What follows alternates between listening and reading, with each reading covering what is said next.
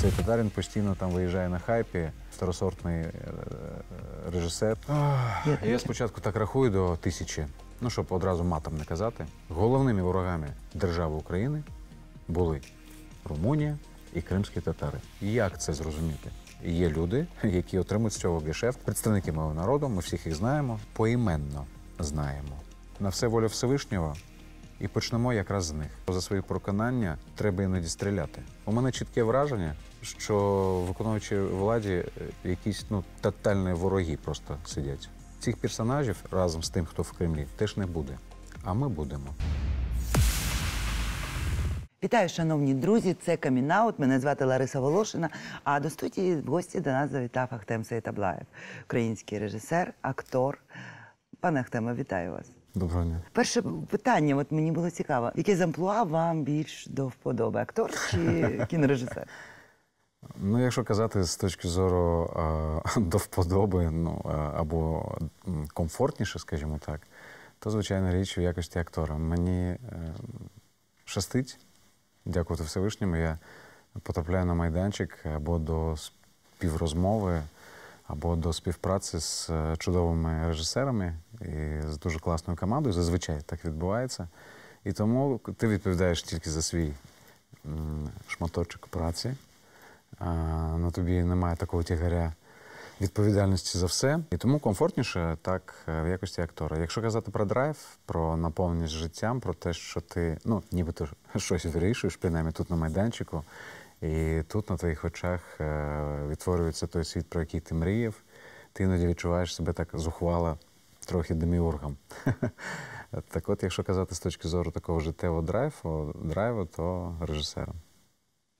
Ви нещодавно знялися в фільмі Нарімана Алієва «Додому». Так. Картина отримала багато відгуків. Вона не пройшла непоміченою. І в нас в ефірі Наріман Алієв, він розказував, що він дуже хвилювався, що ви будете зніматися в нього у фільмі, тому що він боявся, що як режисер ви будете, така професійна деформація буде демонструватися, все одно будете якимось чином реагувати на якраз роботу режисера. І цього не сталося. І він казав, що він дуже вдячний, для нього це було така дивина, що цієї режисерської конкуренції не відбулося. Як вам було зніматися в цьому фільмі? Мені було чудово, тому що, по-перше, мене в першу чергу вразив сценарій, коли я отримав його, і було написано на титульному листі прізвище авторів сценарія Нарімана Алієва і Мариси Нікітюк. Обидвох я знаю, знайомий.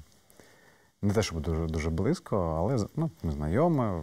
Я слідкував, мені було цікаво слідкувати за розвитком творчості Нарімана і Марисі Нікітюк. І мені так стало дивно, думаю, щось ці двоє могли там так скооперувавшись написати. Тому що обидва дуже талановиті людини.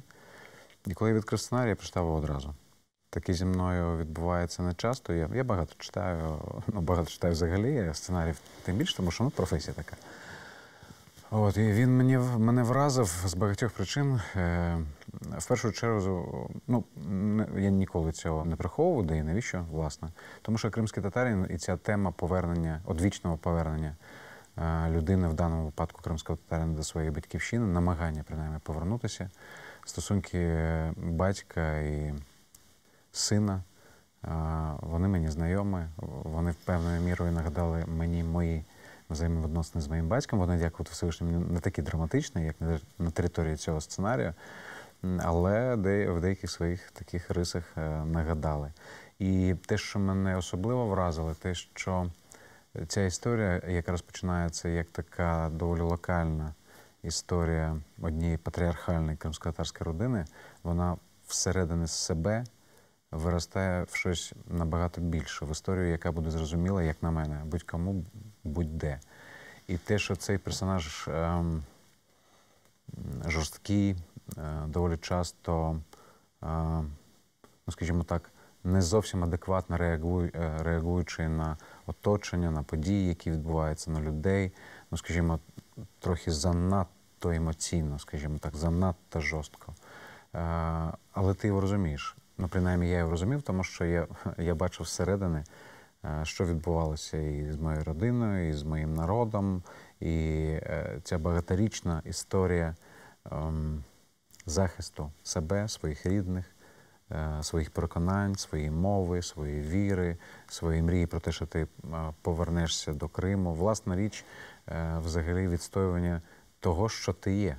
Тому що коли багато десятиріч тебе нема, ну, наприклад, в переліку народів, які мешкали на території Радянського Союзу, кримських татар взагалі не існувало. Де-факто ми були, де юра ні.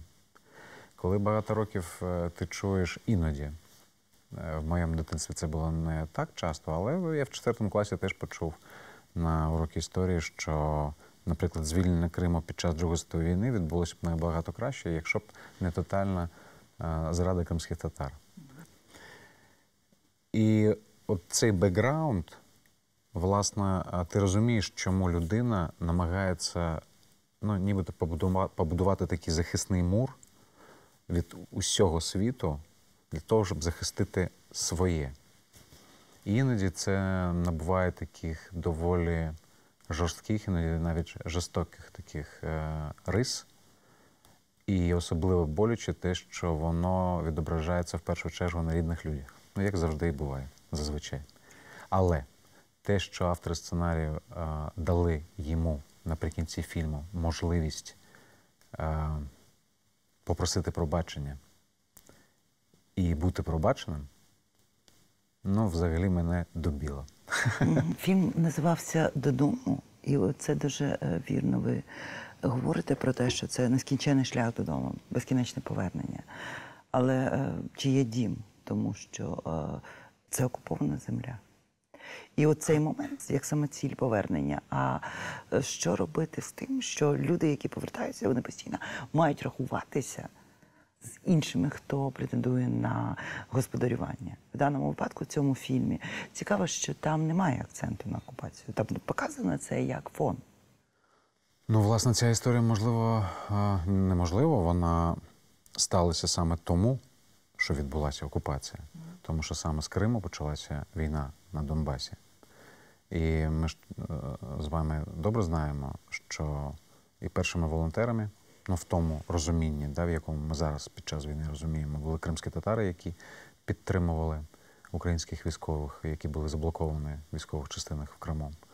І перші загиблі якраз Рішат Аметов, перший, який вийшов на Майдан біля Кабінету міністрів тодішнього в Криму за незалежність України. І він загинув саме тому, що він був не згоден з окупацією Криму. Так от, можливо, ця історія і була б неможлива, і не сталася б, якщо б не було війни, якщо б не було окупації Криму. І тому, якщо вона навіть так фоново присутня, да, ну, ми не бачимо там російських військових, да, ми не бачимо там висадки десанту в Криму, але це і є підґрунтям того, що знов, як і багато років тому, кримські татари намагаються повернутися на свою батьківщину. Але для мене батьківщина – це не тільки є те, що мені ще сподобалось в цьому сценарії, що мова йде це не тільки про повернення в географічну точку з назвою Крим. Це, скоріш, повернення, можливо, до того справжнього себе, всередині якого є місце для розмови з тими, хто тобі, без кого ти не можеш жити, власне. До власних дітей, до можливості розмовляти з ними, чути їх, відчувати, враховуючи їх мрії. Ви знаєте, я коли, ну, я ж в 89-му році повернувся до Криму, тільки закінчив школу середньоосвітню в Середній Азії, ну, куди були депортовані мої батьки разом зі всім народом. І коли повернувся, мабуть, ви знаєте про це, було таке відчуття, воно ще було, відчувалася ця єдність в містах депортації. І, можливо, це цілком природно, тому що коли оточуючи тебе світ намагається тебе знищити, да, ти так концентруєшся, і все те, що твоє, ти за нього міцно тримаєшся, тому що це, ну, майже єдиний шлях зберегтися, да, маючи так над головою якусь мету, якусь мрію, завдячуючи якої вона тебе витягує, як нібито барона Мюнхгаузена, да, із болота. І коли повернулися в Крим, ці перші роки, я пам'ятаю, це надзвичайне відчуття натхнення. От такої віри в те, що все буде добре, тому що ми повернулися, тому що ти бачиш наочно, бачиш, як перед тобою дійсно от ті самі розповіді твоїх батьків про те, який він Крим. І це відчуття цієї єдності повернення, цієї краси Криму, да, того, що ти є частиною от цієї ойкумени, да, яка зветься Батьківщина. А потім через приблизно, можливо, років 15, є у мене така підозра, що не тільки у мене було таке відчуття того, що про щось ми забули. Ми кримські татари, я маю на увазі. От ми повернулися фізично, да? Про що, як ви думаєте? Про те, навіщо?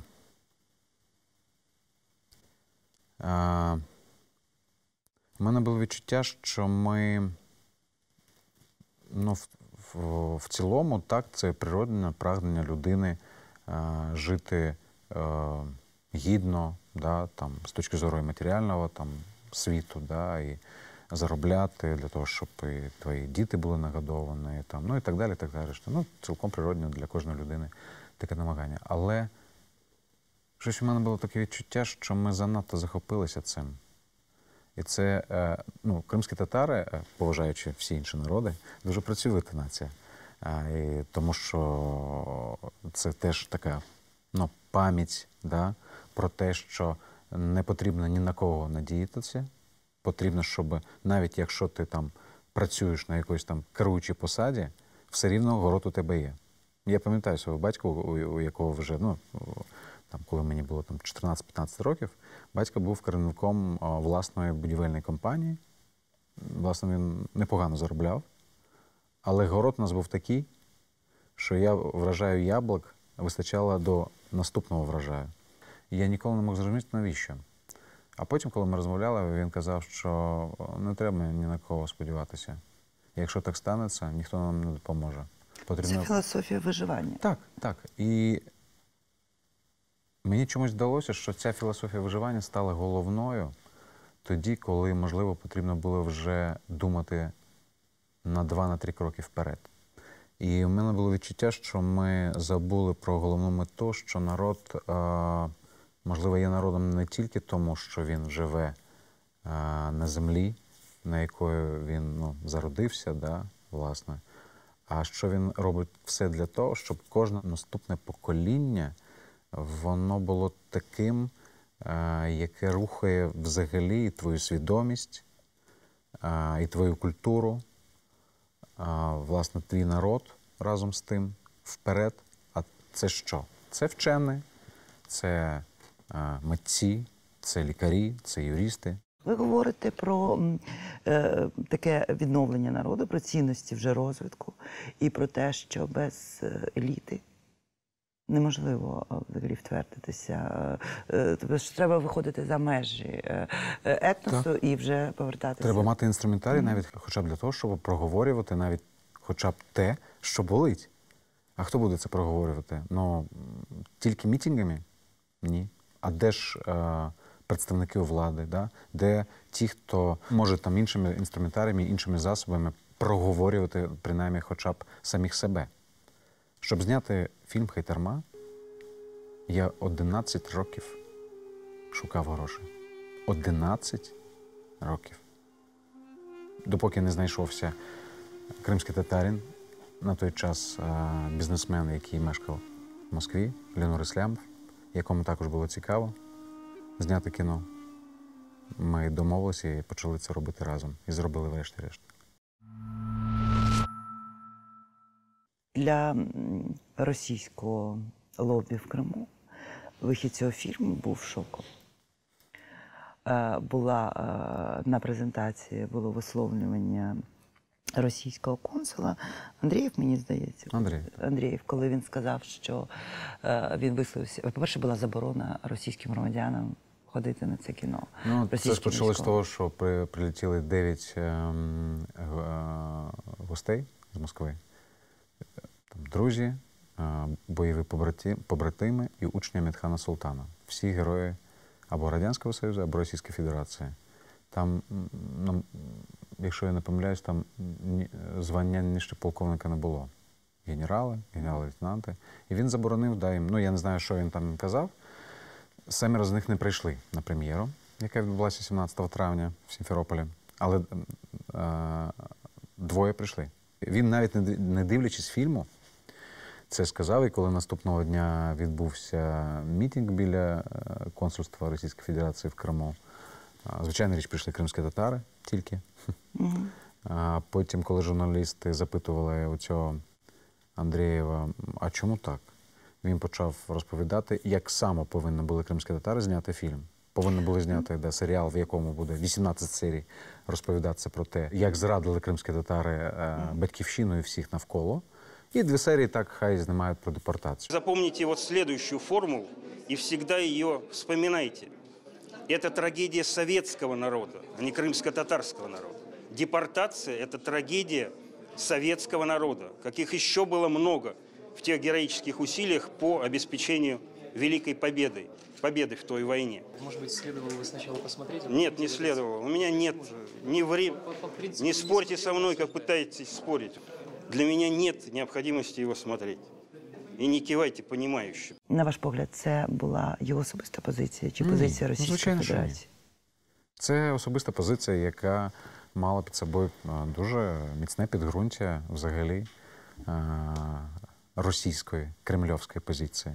Коли МЗС України вони подали ноту протесту в зв'язку з цими висловленнями, його відсторонили від виконання обов'язків. Він просто трошки випередив час, і, на мою думку, його за це усунули з посади, що він трохи поспішив сказати те, на чому базувалася і базується російська окупаційна політика, і чому ми стали свідками через рік. Говориться дуже багато, що український ринок, він дуже малий. Для того, щоб зробити самодостатню кіноіндустрію, поки що доводиться розраховувати на гроші держави. Тобто українці або їх мало, і вони не дивляться, або вони просто не хочуть дивитися кіно в кінотеатрах. В чому проблема? Не зовсім так. Мені здається, що питання, і це, власне, підтверджує не тільки я, і люди набагато розумніше, ніж я. В нас дуже мало кінозалів. Приблизно 530-550 кінозалів. Задля такої, ну, пробачте, так скажу, математично, кількості населення, як в нашій країні, потрібно, щонайменше, в 3 рази більше.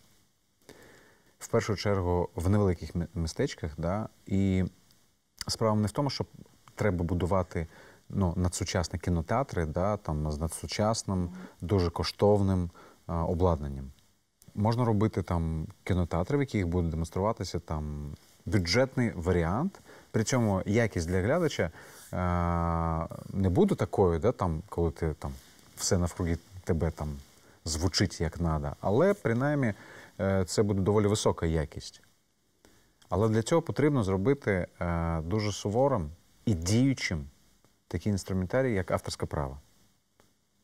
Тобто ти можеш подивитися його в хорошій якості у себе в селі, от в цьому будиночку, там, не знаю, там, будиночку освіти, або там в якомусь там сільраді, скажімо так. Тільки, будь ласка, не кради. Тому що якщо ти будеш красти цей контент, тобто піратським засобом, по-перше, буде покарання, суворе покарання. По-перше, якщо ти розумієш, якщо ти взагалі щось розумієш, то ти повинен розуміти, що ти крадеш не у тих, як іноді я читав, там, ви там жируєте, заробляєте на своєму фільмі, у держави взяли гроші, а тепер гребете там лопати. І починаєш пояснювати, що, друже, це ж економічний зв'язок. Я виробляю контент, ти приходиш дивитися в кінотеатр, купляєш квиток. В кінотеатрі працюють люди. Твої там люди, твій сусід, він теж заробляє. Він приходить в магазин в цьому ж селі, купляє хліб або там, я не знаю, картошку, там щось інше, заробляє магазин. Тобто цей ланцюжок економічний, да, він, кіно, окрім там смислів, емоцій, да, там, ну і так далі, і вся решта, це ще доволі потужний економічний інструментарій, який заводить і індустрію, і, власне річ, економіку. Кіно – це ще потужний інструментарій для того, щоб проговорити самих себе, свої сенси, говорити там на сучасну тематику, хоча багато, немало було людей таких, які мені казали, там, навіщо ти зараз знімаєш кіборгів? Навіщо знімати взагалі зараз про війну, яка ще триває? Треба час, щоб там, переосмислити це, да? Ну так, абсолютна більшість стрічок, які знімалися про будь-яку війну, абсолютна більшість, скажімо так, хоча є приклади і інше, вони знімалися там після певного часу, да, вже. Я розумію, чому. Тому що емоції трохи вчухли, да, і ти можеш так, скажімо так, з більш холодним розумом, да, підійти до висвітлення цих подій. Але тоді, як час показує, ми були абсолютно праві, що зняли саме тоді. Я тоді просто зрозумів, що мені не потрібно багато часу, щоб зрозуміти, що я є, як і багато моїх друзів, є свідками, іноді, якщо пощастить, вчасниками того, що, можливо, колись-небудь назвуть народженням нових людей нової країни. І, власне, хедлайнерами цього народження для мене були саме такі люди, які зі зброєю в руках захищали мене, давали мені можливість пити свою каву і дають і цілувати своїх дітей. Ось, і тому «Кіборги» так, для мене дуже особлива картина, тому що, дякувати Всевишньому і моїй команді, у мене з'явилася така можливість таким чином і віддячити їм, хоча немає такої ціни, якою ти можеш віддячити. Чим ти віддячиш родині, в якої загинув або син, або батько, або племінник, або дочка. Але це те, що ми можемо зробити на своєму місці.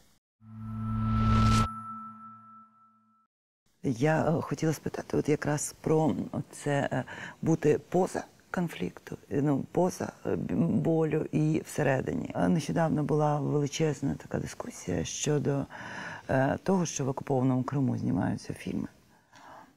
Є кримсько-татарські. Була проведена перший кримсько-татарський книжковий ярмарок.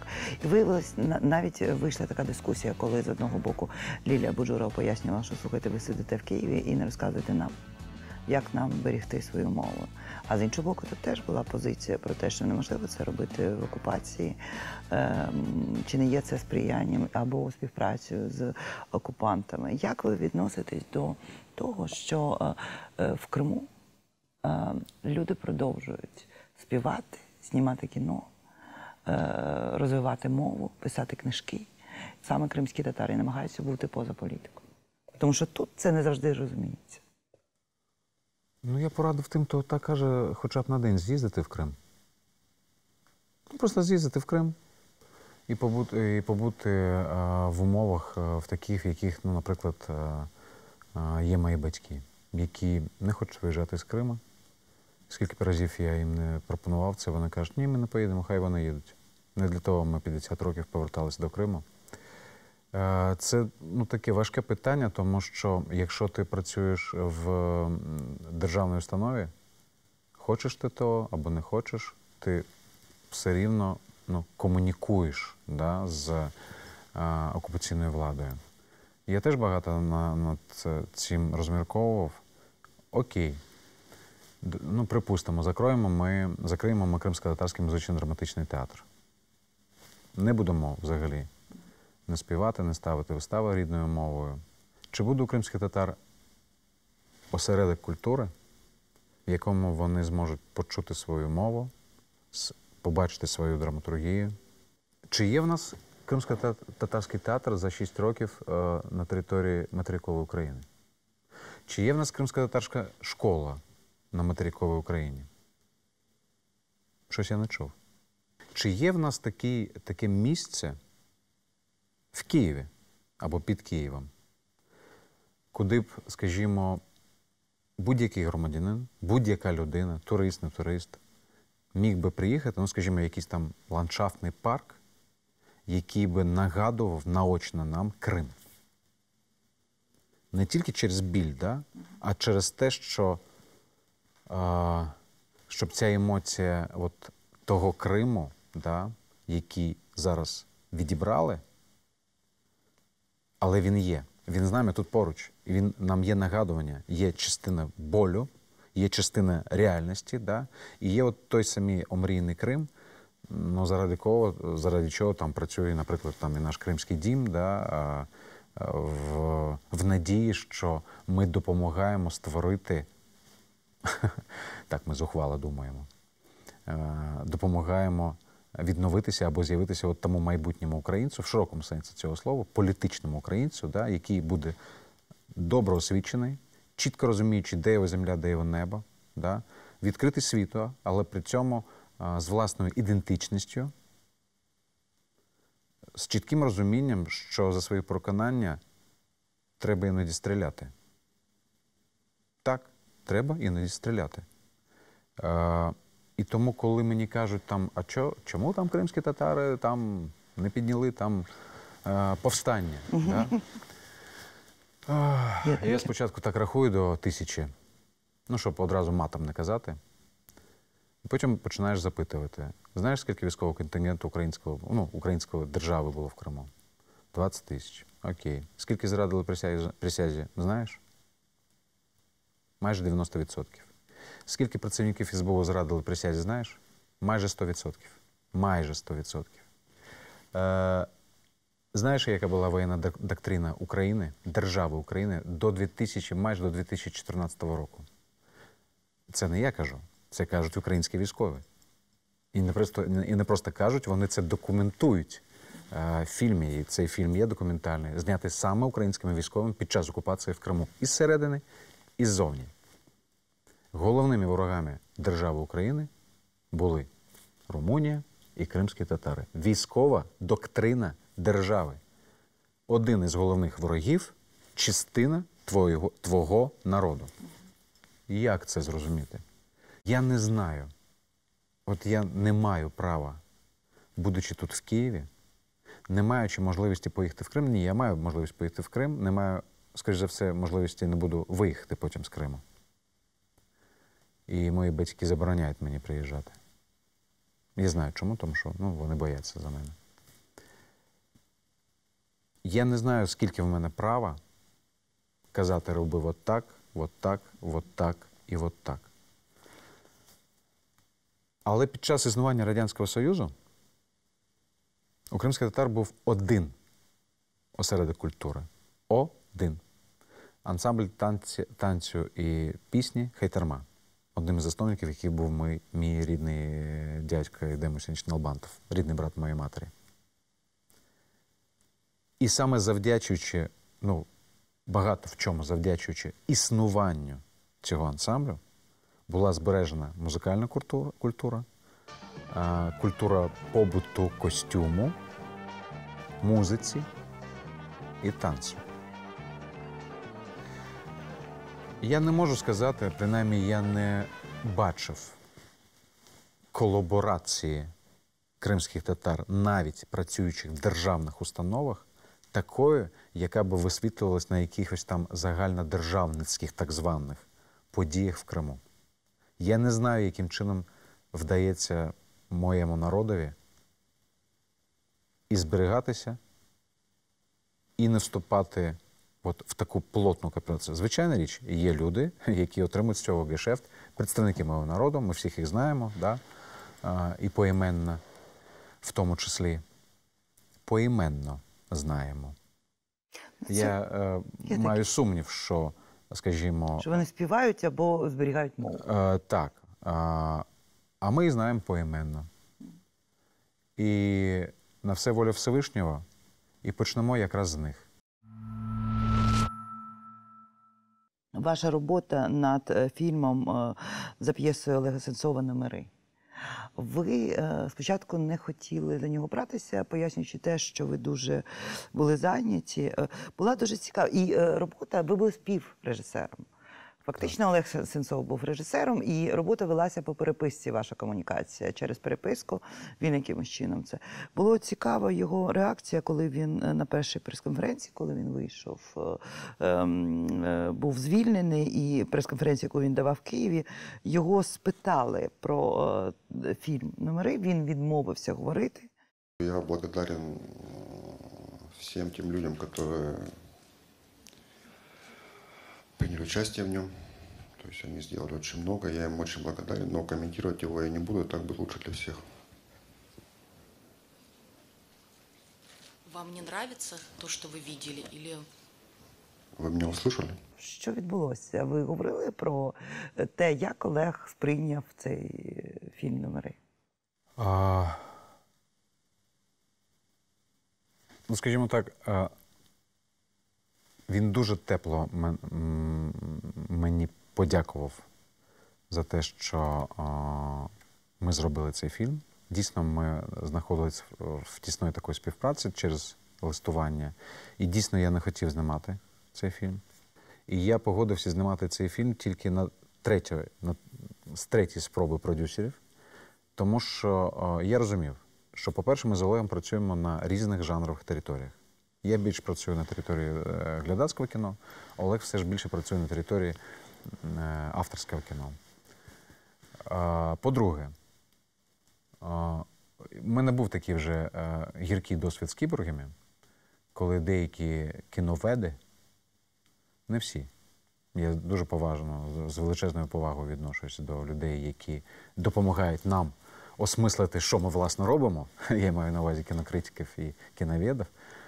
Але були декілька кіноведів, які казали, да і зараз деякі кажуть, що цей татарин постійно там виїжджає на хайпі, второсортний режисер, який, значить, бере якісь болючі теми і от прославляє себе. І по-третє, я був зайнятий Захаром Беркутом. Якраз спочатку підготовчим періодом, потім знімальним періодом. І коли вже втретє продюсер до мене підійшла Анна Полінчук і сказала, ну ти хоча б прочитай. Я взяв, прочитав. І мені дуже сподобалось.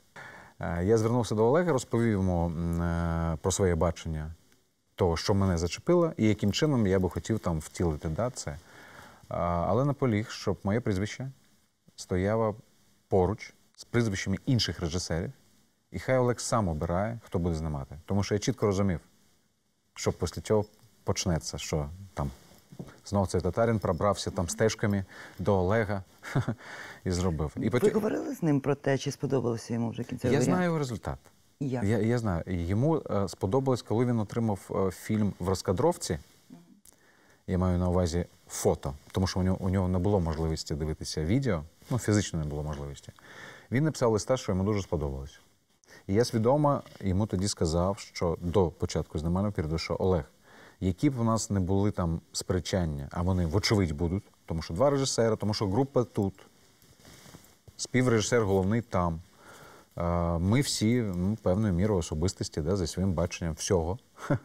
Але ти повинен наперед знати, що завжди останнє слово буде за тобою. Ми так, власне, і чинили. І коли він отримав фільм в розкадровці, він передав, що йому сподобалось. Але коли він фільм подивився, ну, я знаю про це, подивився вже, як і повинен його подивитися там, відео, але не в кінотеатрі. Я знаю, що йому не сподобалось, я був дуже засмучений, але потім наступного дня він передав, що команда, зрозумійте мене правильно, це так і мало статися, тому що я не був присутній на майданчику, тому що ви знаєте, що і тому це ваш фільм більшою мірою, аніж мій. І як на мене, це тільки ще раз підтверджує його внутрішню гідність як людини, як професіонала. І те, що він такий щирий і залишається таким, прямий, іноді різкий, я тільки більш поважати його став. Нещодавно з'явилася стаття в виданні «Збруч» авторства Андрія Бондара, це відомий український перекладач, письменник. Він описує це дуже цікаво. Він пише про фільм Агнешки Голланд «Ціна правди». Але він на початку, як есеїст, він описує сцену, що... Про попкорн в руках Нарімана Алієва? Да, він не говорить, що це Наріман Алієв, але це зрозуміло, Чому? що... Ну, він каже, що це режисер фільму «Додому», молода, кінематографічна зірка. Знаєте, в мене було таке протиречиве відчуття, коли я це прочитала. З одного боку, я не знаю навіть, на чий бік стати, чи є бік. Єдина думка, яка в мене виникла, а чи не забагато болі між нами всіма? Що можна зняти такого, щоб вийти з цього контексту болю? Судячи з того, що діючий президент сказав, що, пробачте, не майже те саме, да? Але схоже на це. Давайте перестанемо воювати. І в головах також, і в кіно також. І судячи з того, що відбулося на 11-му пітчингу, в другому етапі, ні, скажімо так, в третьому етапі. Коли позбавили більшість фільмів, і в тому числі вас. Так, і навіть справа не стільки в Конотопській битві, хоча мені образливо, да, я аналізуючи ті стрічки, які залишилися і повинні отримати державну підтримку, там майже немає стрічок, які проговорюють тебе як українця, Україну як Україну, ані з точки зору історії, ані з точки зору історичних постатей. У мене питання. Окей. Тобто, наступні 2-3 роки, тому що кіновиробництво – це виробництво, ми будемо дивитися при всій моїй повазі до розважаючого жанру комедії, авантюрної комедії, пригодницької комедії, там, да, є різноманітність. Я сам мрію зняти комедію. І дуже люблю комедії. І грати люблю в комедіях. Чи не занадто це дорога ціна не говорити про те, що у нас іде війна, не говорити про Лесю Українку, яка є хребтом української літератури поруч Шевченка? Діючий президент дуже добре знає, що може робити контент. 75% населення України отримує інформацію через телевізор. Кіно, врешті-решт, потрапляє в телевізор. Вони добре знають, що кіно – це інструментарій. І те, як відбувся конкурс на посаду голови Держкіно, вже є висновки і юристів, які допомагають, власне, розібратися в цій ситуації, коли 6 разів було змінено склад комісії. Коли в цю комісію входить очільник партії «Слуга народу» пан Корнієнко і присутній на цьому конкурсі на останньому етапі, і коли людині, яка 10 років очолює самий великий, самий масштабний кінофестиваль у Східній Європі, запитання за пункт лідерської якості або мотивація великого колектива ставить 0 балів, у мене таке відчуття, що вони не сповна розуму. Це ви маєте на увазі Сінкевич, ми маємо це пояснювати. Так, я маю на увазі Юлію Сінкевич, яка пройшла всі етапи англійської мови і так далі, і все вона пройшла. Вона очолює Одеський кінофестиваль і сказала, що в неї немає лідерських якостей, тому її зарубали. На співбесіді. 6 разів змінився склад, і останнього разу склад комісії був змінений 20 листопада, а 21-го була співбесіда. От так ми уявляємо по-новому. Не політичне Не політично, коли керівник партії є членом комісії. І у мене теж питання, я чув, якраз був в Стамбулі нещодавно, на чудово влаштованих днях українського кіно. І якраз там я побачив прес-конференцію пана міністра Бородянського з замміністром паном Максимчуком. Багато було дуже цікавих таких речей, які вони говорили. І, зокрема, мене особисто зацікавили 2 такі позиції, які я підтримую. Захист інформаційного простору, особливо під час війни. Але у мене питання. Який інструментарій передбачає і пан міністр, і пан замміністра по захисту інформаційного простору України, яким, безперечно, є засоби масової інформації, в тому числі телебачення, якщо діючий президент через суд поновлює показ телесеріалу «Свати», в якому один із головних героїв, пан Добронравов, актор, відкрито через засоби масової інформації підтримує окупацію Криму. Я підкреслюю, президент страни. Яким чином будемо захищати інформаційний простір? Який приклад ми показуємо? Інше питання, коли кажуть, що стрічка про Лесю Українку або Конотопська битва доволі коштовна історія, і а інші фільми, інших жанрів, да, як, наприклад, там фільм «Бурштинові копи», якщо не помиляюсь, який були в нашій секції, і який був на 17-му місці, а Конотопська битва на 10-му. Стрічка, яка на 17-му місці, потрапляє в перелік стрічок, які отримують фінансування, а за нею стоїть зараз вже народний депутат із партії «Слуга народу», колишній керівник студії «Мама хохотала». У мене питання. Давайте не будемо друкувати коштовні книжки для дітей. Давайте не будемо безкоштовно водити дітей в музеї, де висять коштовні картини. Це ж не приносить, це ж не створює бокс-офіс. І чи першочерговим завданням держави є підтримувати фінансово стрічки, які самі по собі комерційні. Ну, тобто вони заряджені на саме широке глядацьке коло. Да? Не проговорення своєї історії, не відсутність рефлексії на проблеми або на радості, підґрунтям для яких є або історичні постаті, або історичні події, як казав Уільям Сараян, що людина, яка не закриває очі, ну я там своїми словами скажу, на свою історію, на події, які відбувалися, вона наражена на те, щоб зіткнутися з подібною історією тільки в більш жорсткому форматі в майбутньому.